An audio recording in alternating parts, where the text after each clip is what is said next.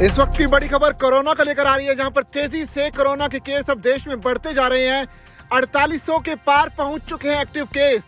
बीते 24 घंटों में 7 लोगों ने कोरोना की वजह से दम तोड़ा है।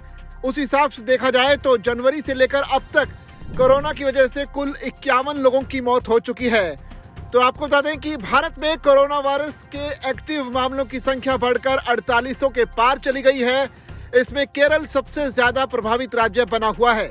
स्वास्थ्य मंत्रालय के आंकड़ों के मुताबिक केरल के बाद महाराष्ट्र, गुजरात, पश्चिम बंगाल और दिल्ली में कोविड-19 से सबसे ज्यादा प्रभावित राज्यों में जो मरीज हैं वो शामिल हैं।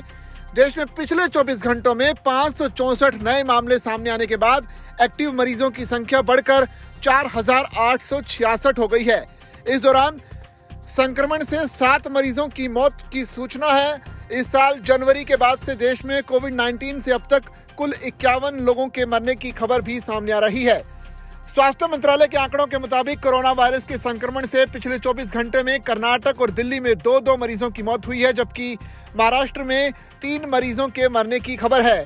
मृतकों में से एक 5 महीने का बच्चा भी शामिल है, जिसे सांस से जुड़ी हुई समस्याएं थी। देश में 22 मई को एक्टिव मरीजों की संख्या 257 थी और 31 मई तक ये संख्या बढ़कर 3395 हो गई।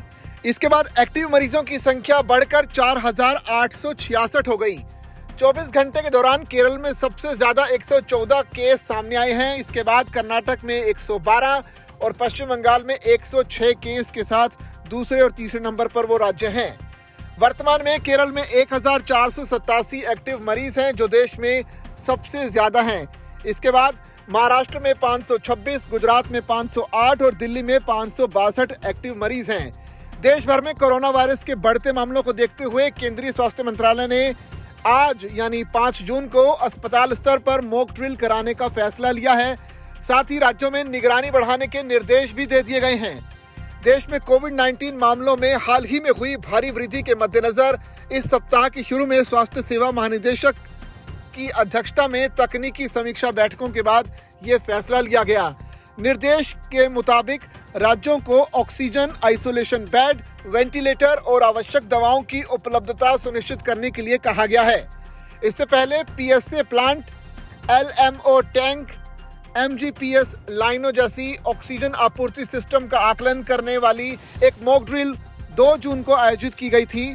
आधिकारिक सूत्रों ने 31 मई को बताया था कि भारत में कोविड-19 की स्थिति की करीब से निगरानी की जा रही है। मंत्रालय ने जोर दिया है कि संक्रमण की गंभीरता कम है। अधिकतर मरीज घर पर ही क्वारंटीन में इलाज करा रहे हैं। चिंता की कोई बात नहीं है। एम्स के महानिदेशक डॉक्टर राजीव बहल ने कहा कि पश्चिम और दक्षिण भारत में वायरस के सैंपल के जीनोम सीक्वेंसिंग से पता चला है कि वर्तमान में वायरस के जिस स्वरूप के कारण मामलों में वृद्धि हुई है वो ज्यादा गंभीर नहीं है। ये वायरस के ओमिक्रॉन का नया वेरिएंट है। उस हिसाब से देखा जाए तो स्वास्थ्य विभाग की लगातार नजर बनाए हुए हैं और अपडेट आप तक यूं ही पहुंचाते रहेंगे। आप बने रहिए दैनिक जागरण के साथ।